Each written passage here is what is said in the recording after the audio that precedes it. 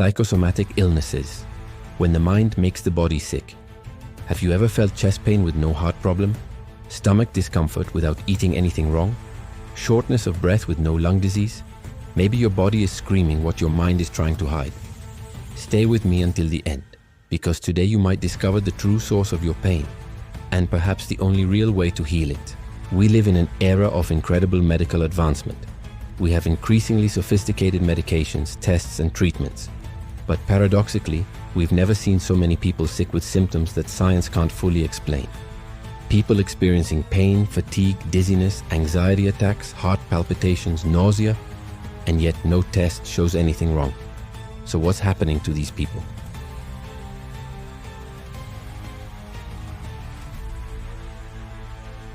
The word psychosomatic comes from the combination of psyche, mind, and soma, body. These are conditions where there is no clear physical cause, but the suffering is very real and often intense. It is not all in your head, as people used to say in a dismissive way. It's a real powerful mechanism that can paralyze someone's life if not taken seriously. And here comes the first powerful warning. Ignoring your emotions, swallowing your anger, hiding your emotional pain, or living under constant pressure can come at a high cost. Because what the mind doesn't resolve, the body will try to express, and it will scream through symptoms. Many people live this reality. They go from doctor to doctor, collect vague diagnoses, take medications that bring temporary relief but not real healing. Why? Because they're treating the body when the root is in the mind, the emotions, the traumas, the unprocessed thoughts.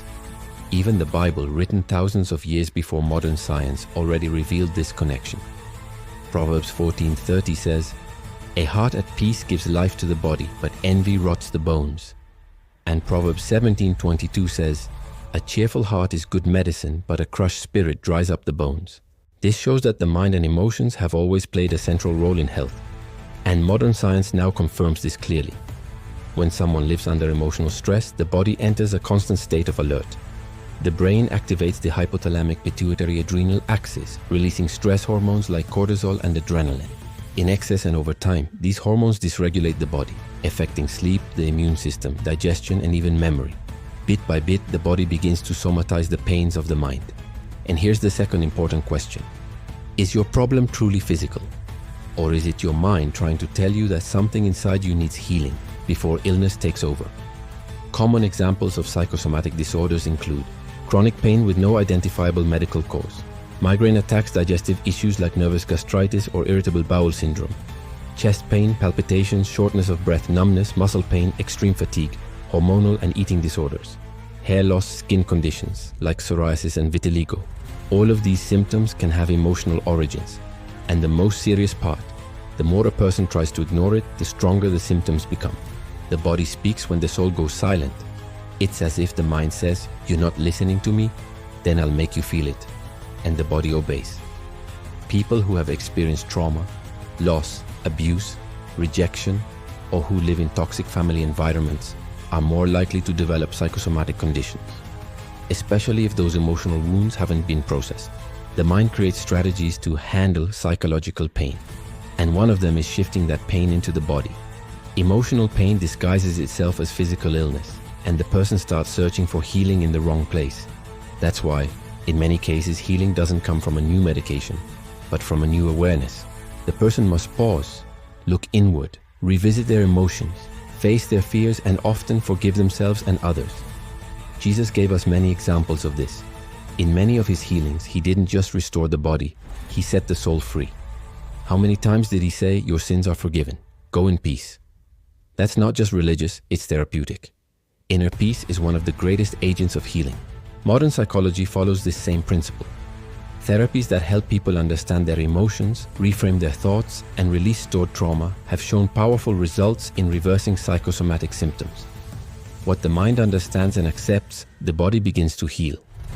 It's also important to realize that suppressing emotions is not the same as overcoming them. People who swallow their pain, who say "I'm fine" while living in inner turmoil, are the ones who most often somatize. The body feels everything the mouth doesn't say. It's as if every unspoken emotion turns into a symptom, just waiting to be understood. So here's a question you may have been avoiding. What inside you still hasn't been healed? What pain have you swept under your emotional rug? Because unless that's faced with honesty, the body will keep trying to pull your attention inward. The good news is that psychosomatic symptoms can be reversed. With proper support through therapy, spirituality, self-awareness practices, lifestyle changes, and a healthy emotional environment, the body can stop acting like your enemy and become your ally again. The turning point usually comes when a person stops resisting what they feel and starts accepting what needs to change. Healing requires courage. Courage to feel, courage to face the truth, courage to transform, and also courage to forgive yourself, others, and the past. Romans 12:2 gives us one of the deepest pieces of advice. Be transformed by the renewing of your mind. When the mind is renewed, the body finds rest. When emotions are processed, symptoms start to fade. When the soul is heard, the body gives thanks. So now I invite you to do something simple, yet powerful. Close your eyes for 1 minute and ask your body what it's trying to tell you. What is it expressing that your mind is still denying? The answer may be your first step toward healing. If this message resonated with you, share it with someone who keeps getting sick and doesn't understand why. Maybe they're trying to treat the body, when in fact it's the soul that's crying for help. Wishing you success always and gratitude. The influence of the mind on physical injury recovery. Do you believe that the speed of your healing depends only on medical treatment? What if I told you that your thoughts, your emotions, and your faith can accelerate or delay your recovery? Stay with me until the end, because what you're about to discover may transform the way you face any physical healing process. Imagine two people with the same injury, a fracture, a surgery, or a trauma. Both receive the same medical care, the same medications, the same follow-up, but mysteriously one of them heals quickly without complications and returns to normal life with ease. The other takes longer, feels more pain, becomes frustrated, and even develops secondary problems. Why? The answer lies in the mind. Science has already proven that the body and mind are deeply connected. And when it comes to physical recovery, that connection becomes even clearer. Emotional states such as optimism, calmness, hope, and faith stimulate the immune system, reduce inflammation, and increase the production of neurotransmitters and hormones that assist in tissue repair. On the other hand, emotions like fear, anger, anxiety, and discouragement release substances like cortisol and adrenaline, which inhibit healing and prolong pain. This is not just spirituality, it's physiology. Studies on injured athletes show that those who maintain a positive mental attitude recover faster. A Stanford University study revealed that patients who practice positive visualization, that is, imagining their body healing, experience a significant reduction in pain and recovery time. In other words, what the mind believes, the body performs. Here comes your first call to action. What have you been feeding your mind during your healing or pain process?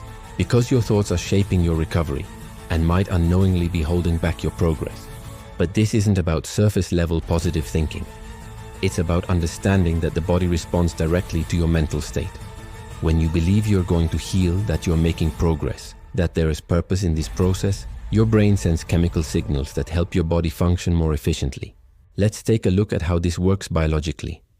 The prefrontal cortex interprets your conscious thoughts. The limbic system, responsible for emotions, reacts to your emotional states.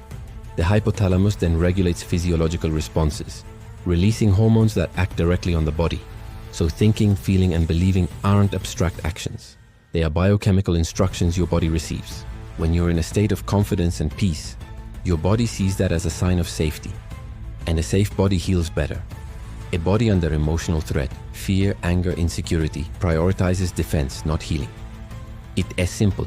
The body cannot heal while it believes it needs to fight to survive. This concept is deeply connected to spiritual principles.